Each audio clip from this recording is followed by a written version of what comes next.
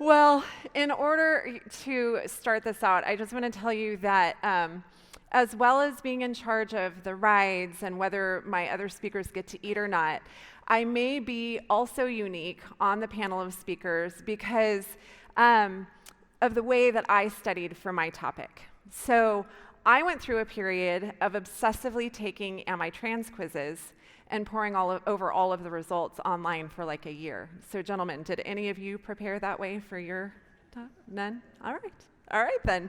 So on one level, this made for funny announcements at the dinner table to my children who long for the day when we won't talk about sex and gender at the dinner table over meals. And it's not gonna happen anytime soon because they're here and it's right before dinner. And I'm talking about trans to all of you, so you're welcome, guys. I really wanted to see what these quizzes would say because at first I thought that it was kind of funny, but then I started to think about who I was when I was 12 years old, 11 years old, awkwardly tall, trying to figure myself out, trying to fit in, add braces to the mix, add a lot of creativity, but also being a tomboy. And I got curious about what these quizzes would tell me about myself. So according to my initial results, I will share with you that I am either 50% trans, or I am very likely trans, or I am a serious genderqueer or transgender person. There you go.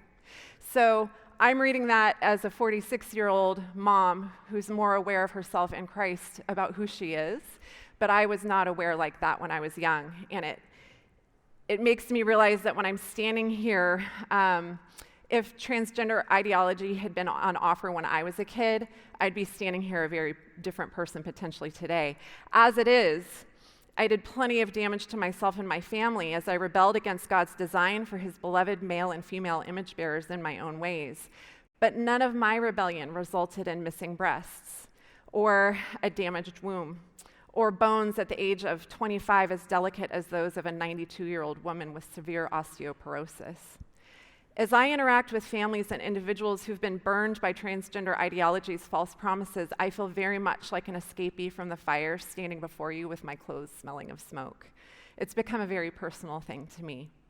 And as I've dug more deeply into the issues surrounding sex and gender in our culture and compared to them what biblical love requires of us, I have to tell you guys, I believe that the church has been lulled not just into complacency, but into doing real damage in the name of, quote, being kind on the world's terms instead of God's. I think that a lot of you face the same tensions that I do. You know as Christians that you're called to live under the two great commands according to Christ and according to Scripture. You are to love the Lord your God with all your heart, soul, mind, and strength, and you are to love your neighbor as yourself. And I want you to note, in particular in this conference, that fulfilling that second command is impossible without submission to the first command. So it's a pair of two for a reason. We must look at what God says to us before we attempt to love our neighbor. Now, in the world of transgender ideology, there's only one great command that must be followed, and it goes something like this. You must accept the stated identity of a person as true and real, even if it conflicts with your own perceptions, for this is love. And I want you to note something else. There's no command to acknowledge God that supersedes transgender ideology's great command for an important reason.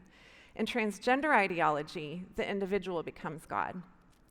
Now, obviously, we have agreed upon Holy Scripture that we can look to for the two great commands for Christians. I don't really need to prove that one to you, but because Christ says about them, on these two commands depend all the law and the prophets. I don't have a singular source like that for the great command of transgender ideology, but what I have found is that much of transgender ideology is boiled down to its simplest form and claims in children's books. One of the most popular of such books, widely read in schools all over the country, is one called It Feels Good to Be Yourself, a book about gender identity. It's one that I own. To give you a general sense of how widely used this book is, just locally, thousands of copies were donated to every school in the Los Angeles Unified School District's 640 plus schools a few years ago. And LAUSD includes it as recommended reading during their Queer All School Year calendar, which is published on the district website and which is used in even pre-K classroom settings. So I think it's fair then to look at how gender ideology is expressed in its simplest, most fundamental form to school children in neighborhoods that surround us at this conference so that we can understand how clear that command really is.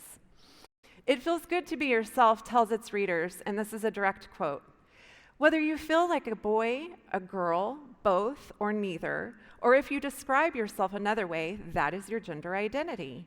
Your gender identity might match what people thought you were when you were born, or it might not. See, when you were born, you couldn't tell people who you were or how you felt. They looked at you and they made a guess. Maybe they got it right, maybe they got it wrong. What a baby's body looks like when they're born can be a clue to what the baby's gender will be, but not always. When people guess wrong, it's okay to let them know. Your feelings about your gender are real."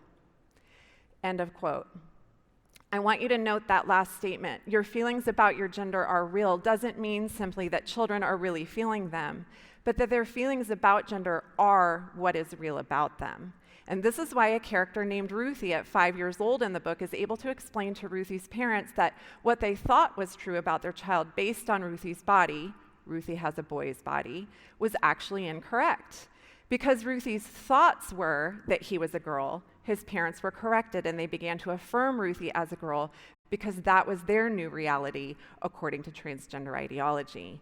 This is depicted as the only loving thing that parents could do. I could give you countless other examples from this culture that would depict this same idea, but my point is this. Christians are called to love our neighbors as ourselves in a world that wants to define what love looks like without any acknowledgement of a creator. And this false version of love, we are told, will result in human flourishing. In fact, we're told that if we do not love, according to transgender ideology's command, we will quite literally have blood on our hands.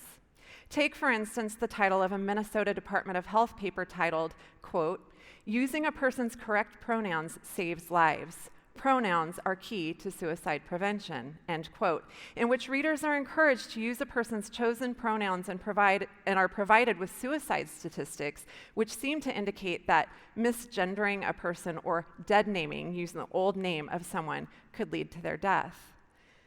I'll be honest with you, I still, after years of researching this topic now, feel the weight of these claims sitting on my chest with a shiver of fear. Does biblical love require me to behave in such a way that puts a person's life in danger? Can that possibly be real love? And I think you can see this struggle that many Christians go through in the writing and speaking of a man named Preston Sprinkle, who's author of a book about transgenderism for Christians called Embodied. In a section of his book called Navigating the Pronoun Debate, Sprinkle discusses the two sides of the pronoun hospitality argument. Pronoun hospitality is a term often used to describe honoring the language preferences of a gender-confused person in order to show them kindness, just as an aside.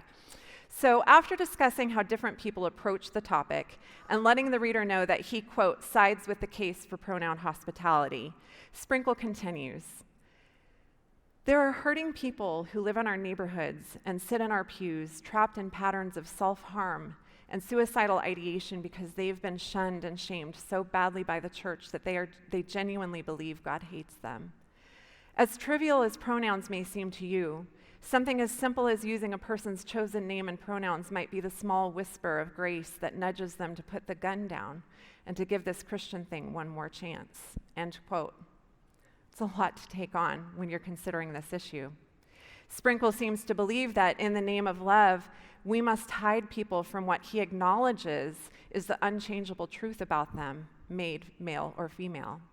That somehow the greater part of compassion is obscuring reality with language changed to accommodate what is ultimately a delusion. Do we shame and harass gender-confused men and women when we use language that depicts reality rather than a depiction of their confusion that they can have facing back at them?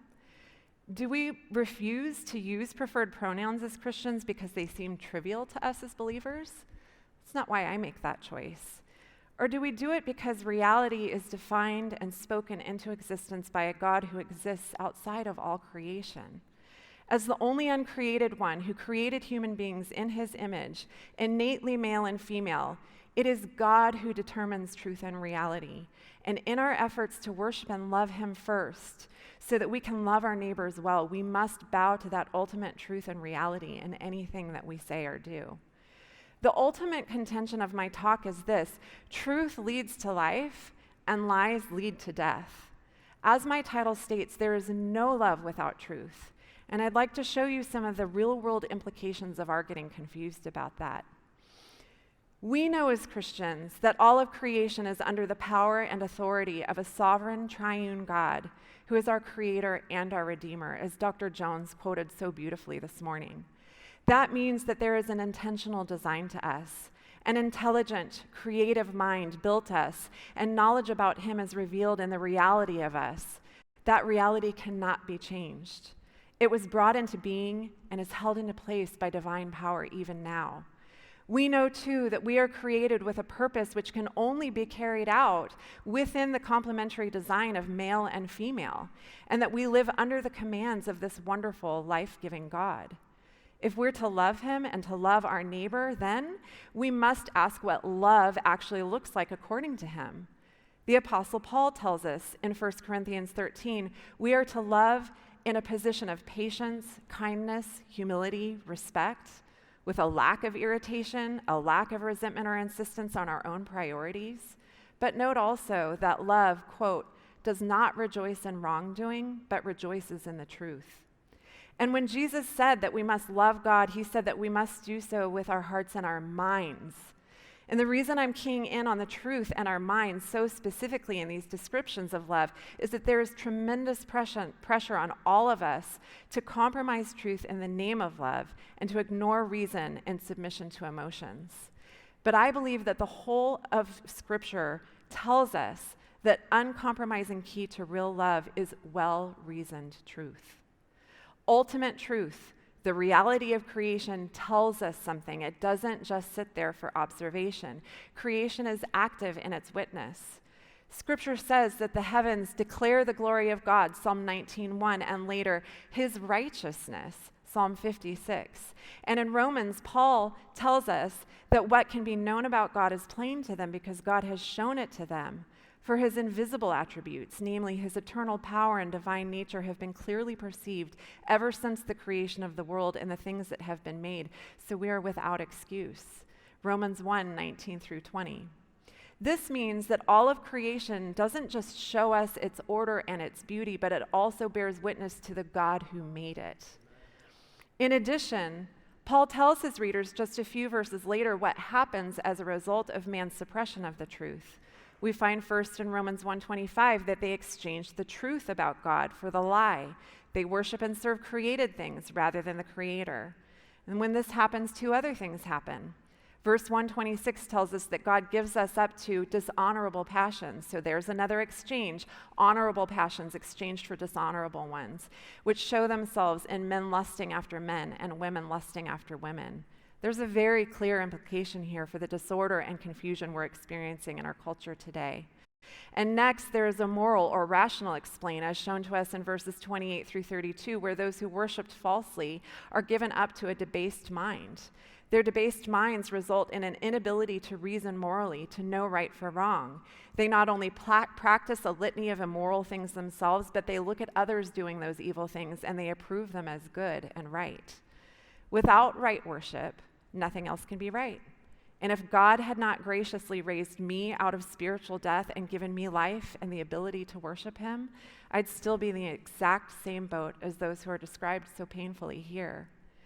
Right worship, in part, is acknowledging God as creator and what he has made as real. You cannot unreal what is real or untrue what is true. The devastating effects of trying to do so are themselves a witness to the God of all creation. And because our sexed bodies are an innate part of the embodied whole of who he's made each of us to be, any attempt we make to live as though we are not results in true harm. And this is why Paul tells us in Romans 12:2, do not be conformed to this world, but be transformed by the renewal of your mind, that by testing you may discern what is the will of God, what is good and acceptable and perfect.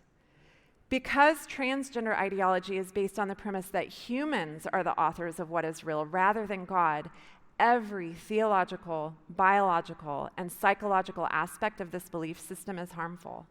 From the demands made on our language to the practices used in a doomed attempt to change men and women, boys and girls, into something other than who they were created to be. In order to compare the realness of reality and the harm of transgender ideology, I'm going to start with the most common step of seeking to, quote, affirm someone who is gender confused, and that's called social transition. As referenced before, social transition involves any social change made for a person of one sex seeking to be identified as the opposite sex or non-binary, genderqueer. There are a lot of labels that they use for this on that transgender spectrum, but it's all about affirmation. This of the confusion. This can involve name change, pronoun change, allowing a boy to dress as a girl or a girl to dress as a boy. Most of the pressure that the majority of us in this audience will face with regard to transgender ideology is in the area of our speech. I'll remind you of the Minnesota Health Department's claim that, quote, using correct pronouns saves lives. It's based on this threat of looming harm that even schools in many states insist on honoring the chosen names and pronouns of students all the way down to kindergarten in an effort to create a safe space for gender-confused students. So for instance, schools in my hometown of Escondido, California are embroiled in a lawsuit brought by two believing teachers about having to socially transition minors at school. School district legal representatives stated in court recently that using alternative pronouns for a gender-confused child is a way for the schools to, quote, stay neutral on campus. However, social transition is anything but neutral. The American Psychological Association, the Endocrine Society, the Archives of Sexual Behavior, the Cass Review, which was done in the UK, and the Hamburg Gender Identity Service, among a growing list of others, all state in various ways that social transition is an active intervention that may actually concretize a young person's gender confusion. An example of this, Ken Zucker, the editor-in-chief of the Archives of Sexual Behavior, states, listen to the language of this. Gender social transition of prepubertal children will increase dramatically the rate of gender dysphoria persistence when compared to follow-up studies of children with gender dysphoria who did not receive this type of psychosocial intervention and, oddly enough, might be characterized as iatrogenic. Iatrogenic means related to an illness that is caused by medical intervention. In other words, social transition likely actually causes and solidifies gender confusion. It does not simply make a person with gender confusion more comfortable. It actually works to lock them into their sense of confusion and can compel them along a path to further interventions that they might otherwise avoid. You can hear this in the testimony of a lot of detransitioners who talk about the social pressure of staying in their transgender identity once they started to realize that they had made a terrible mistake. Consider this. Conservatively, children with gender dysphoria who are not socially transitioned desist from gender confusion about 85% of the time. Some studies show even higher rates of desistance. By comparison, studies like one published in the medical journal Pediatrics in May 2022 showed children who were socially transitioned persisted in their gender confusion approximately 97.5% of the time. Our words have power, and Scripture tells us clearly that we are to speak the truth in love. Christians who encourage pronoun hospitality are actually going against the commandment not to lie, and they are not loving in a way that, quote, rejoices with the truth. And while I believe many, many people do so out of a well-meaning sense of compassion, I also believe that they're seeking to love neighbor without first loving and submitting their language to God. It is a form of idolatry, putting created things before the Creator, and this always, always leads to harm. Another important aspect of social transition is what it does to the people surrounding the person who's gender confused. What of parents, siblings, friends, and classmates? I spoke to a mom of a gender-confused child recently who had heard one of my talks, and she was relieved to the point of tears to hear a fellow Christian tell her that she should not honor the chosen name and pronouns of her gender-confused child. After being encouraged by some to do so in order to, quote, build a bridge between herself and her child, she had tried to do it, but she did it with a pit in her stomach, knowing that it was a lie and that she could be leading her child to lasting harm. She felt caught between the unbiblical demands of transgender ideology and the biblical desire to love with truth, to shine a light through the fog of confusion that her child was clearly in. She had stopped doing it and reverted back to using proper language, but she feels isolated and actually judged by other Christians for doing so. Siblings, classmates, and friends are also harmed when we insist that they participate in the social transition of someone in their life. The first real concern I'd like to discuss is that of social contagion with gender dysphoria.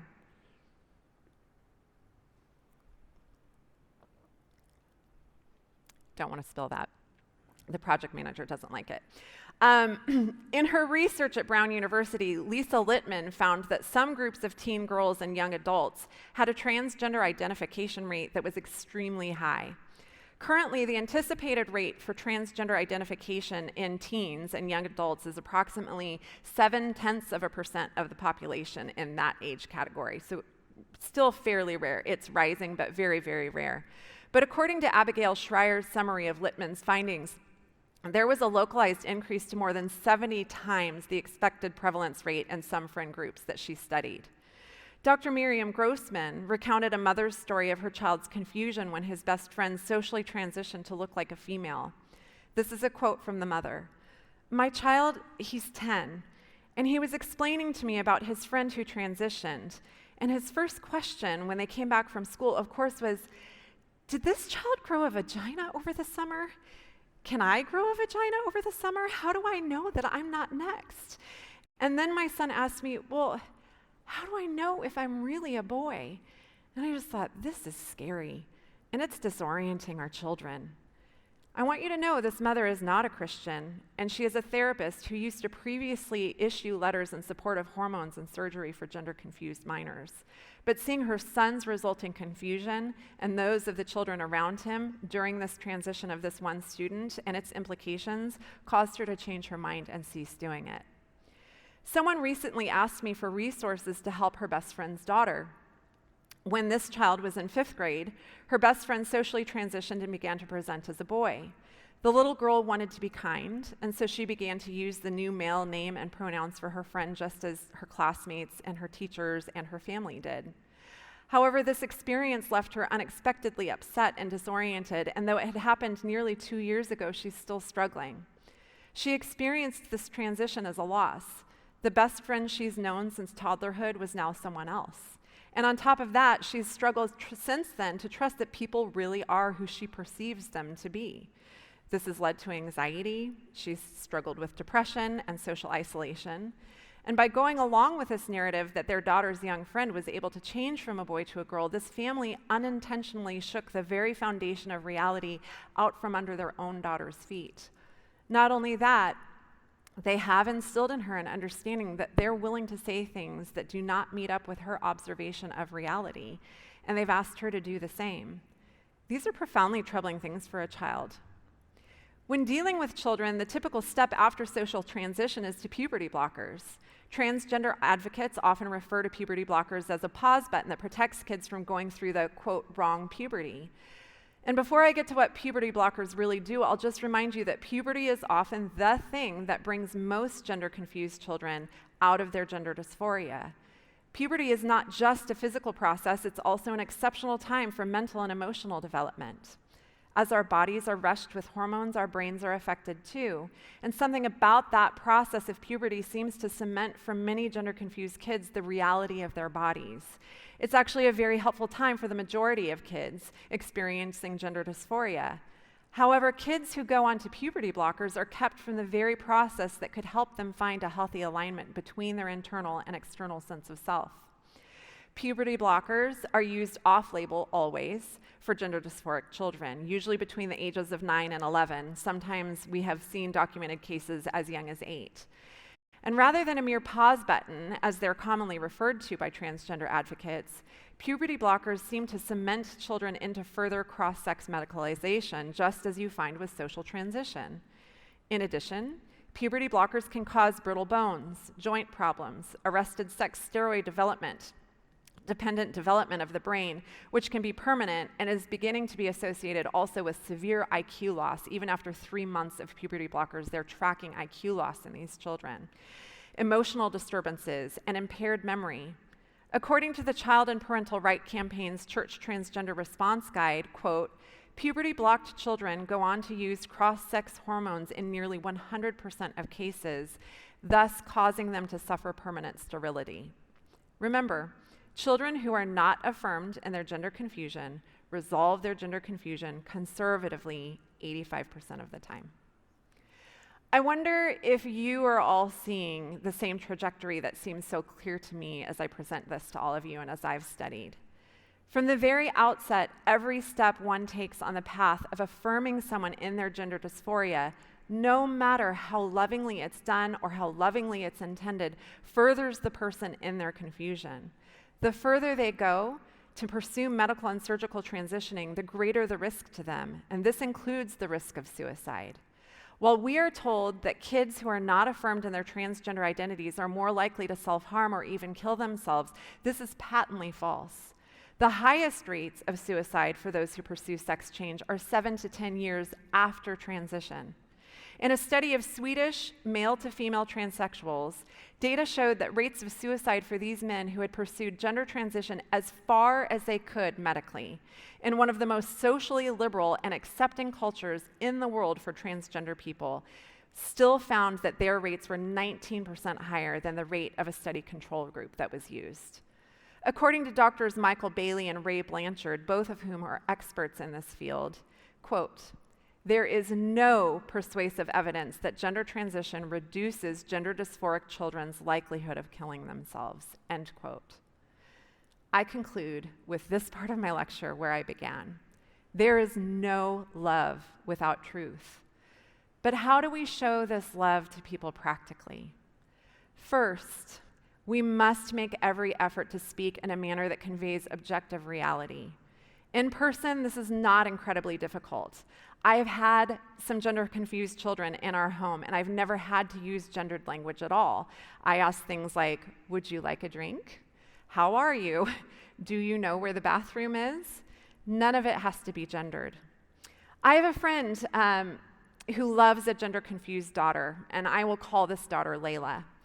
Layla held a certain man in their family's acquaintance in high regard because of his close work with her as a tutor. She just really looked up to him. And one day, Layla came to him in the midst of wild attempts at gender re-identification, and she explained to him that she now identified as a man, so he would need to begin referring to her using he, him pronouns and with a new name that she had chosen for herself. Layla's tutor looked at her and said, "Oh, Lay, sweetheart, you're trying to control what language I use when you're not around me. When you're here, the words I use are you and your, and that's fine, right? But sweetheart, it's not cool for you to try to control how I speak otherwise. Now come on, let's go look at what you read." He just ended the conversation there and changed the subject.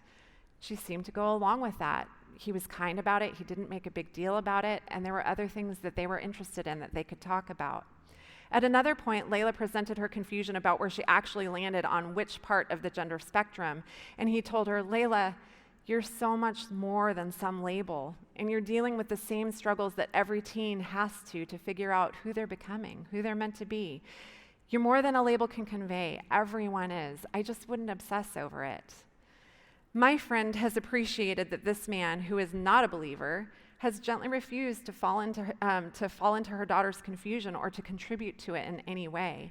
It's been a point of hope for them in what's been a very difficult few years. And it's not that every conversation like the one I've described to you is going to go well.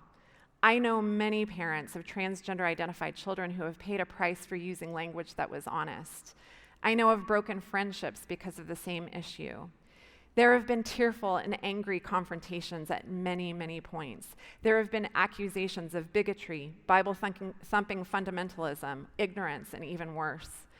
Certainly, there are instances where, even when we're being truthful, we have to be willing to repent when we have spoken harshly, condescendingly, or unwisely. Harshness is my go-to when I'm scared. So I can see how that can come through with a lot of what parents do. But anger and first hurt feelings are not always because we have not been loving. Proverbs 27:6 says, "Faithful are the wounds of a friend, and profuse are the kisses of an enemy." And this means that sometimes love hurts us. I think that many of us, myself chief in who I'm talking to, have been silenced by the idol of being liked, which really is an act of self-worship. And in choosing to be liked rather than lovingly speaking truth and being willing to face the consequences when the one we love is hurt or offended by what we've said, we have worshiped our comfort and our nice reputation in the eyes of the world. John 15:13 says, "Greater love has no one than this, that someone lay down his life for his friends." We are not being asked to lay down our lives, merely and only possibly our reputations. Some people have lost jobs over this. I don't mean to downplay it, but we are not laying down our lives. There's a greater cost on the other side of what we're laying down by speaking the truth in love. Are we willing to be misunderstood, misinterpreted, and accused of hate while we wait on God to reveal the truth of his love and ours to one who is lost and confused? I think we have to be. And as an encouragement, I want to tell you part of a conversation I had with Laura Perry a few years ago. Laura lived as a trans man for 9 years, and during that time, her parents and her believing friends never once called her by her chosen male names or pronouns. She had chosen the name Jake, and they would not use it. Laura believed that this was because they hated her, and she viewed them as backwards, bigoted, transphobic people. However, they also prayed for her. And when the Lord saved her and opened her eyes to the lies that she had been living, Laura needed to go somewhere to be saturated in the truth. She described to me asking herself, "Who has never lied to me?" And she knew who it was. It was those same people who had always addressed her as the woman that God had created her to be. What had seemed like hateful jabs to her at the time became points of light that led her back home. We must love gender-confused men and women with truthful language delivered in a stance of humble, God-honoring love. In addition to loving the people who believe transgender ideology, we must also think of their families. So many of those whom exist with a sense of isolation within our churches, even as they mourn the terrible medical damage that their loved ones are pursuing. I spoke recently with a lovely pastor and his dear wife who mentor other pastors with transgender children, and whose daughter has identified as trans for the last 5 years. They and their other adult children live daily with the grief of missing their daughter and sister, who I'll call Janine here.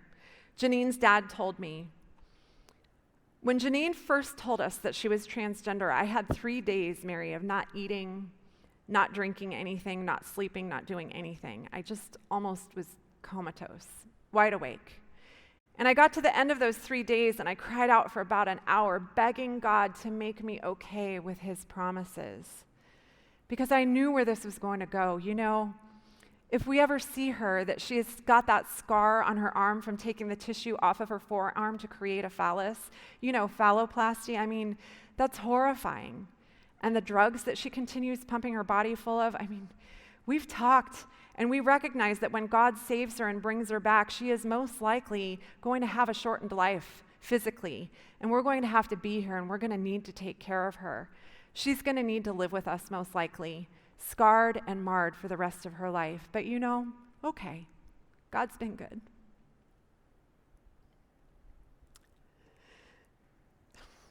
Janine's parents and siblings wait in the not yet of their prayers. I came away from my conversation with them thinking of their sorrow and that their waiting has to feel something like the parents of hostages feel, knowing that their child is out there somewhere inaccessible to them and being actively harmed. Only the harm is being done by people claiming to love their children better than they do, to know them better than they do, and to be better for their children than they are. Are you willing, am I willing to step in close to these families, to enter into their lives as they wait for their loved ones to come home, to pray for them, to stand with them in the truth when they begin to question the decisions they've made and the world continues to tell them that they've made terrible mistakes? We must be like Aaron and Hur, who helped Moses, whose arms had to remain raised during fierce battle in order for Israel to fight their way to victory. When he was wearied and he could not do it on his own any longer, they came and they held his arms up for him, lending their strength until by God's grace, that battle was won. And finally, we must be prepared, in conclusion, to love detransitioners. Those who, for various reasons, have stopped believing they can change their sex and have begun to live realigned in the embodied reality of who God made them to be. There are countless detransitioners I can think of. Their numbers are hard to track because many of them, when they realize that they've been lied to and horrendously damaged by those whom they thought they could trust, simply fall out of the system. Some of them have bravely come forward to tell the truth about what has been done to them by doctors, therapists, school counselors, and others who have cared for them and told them the truth, but instead allowed them to live according to the lies that they had believed. Rarely have I seen a group of people so demonized and so hounded when they dare to tell their stories, all while they try to cope with the ravages of medical and emotional harm they've endured. The vast majority of people who deal with gender confusion already have underlying mental health issues, trauma, pain that was not dealt with when they embarked on their so-called gender transition journeys. And truly, most of them will deal for the rest of their earthly lives with the pain, loss, and grief associated with transgender medical intervention. I've had the privilege of meeting some of these people at various points in my work on this issue, and some of them are part of my own community. There are young women who never considered that they would be giving up real babies when they chose that they didn't want to be mothers. They were too really young to understand what they were giving up when they went on to these medical interventions and allowed themselves to be sterilized. There are 2 women I can think of in particular who did have children and grieved anew when their babies were handed bottles of formula because double mastectomy meant that there was no mother's milk available. There are men and women who are trying to understand themselves according to their innate sex, with bodies that have forever been changed in ways that make them stand out from their peers in embarrassing ways that remind them constantly of the lies that they pursued. The happy, celebratory throngs of LGBTQ supporters who cheered them on then desert them. Doctors no longer return phone calls and have no standards of care for their serious health issues that have begun to arise. They are faced with the shame of having to own their mistakes, and they seek to re-enter lives that have been forever and painfully altered.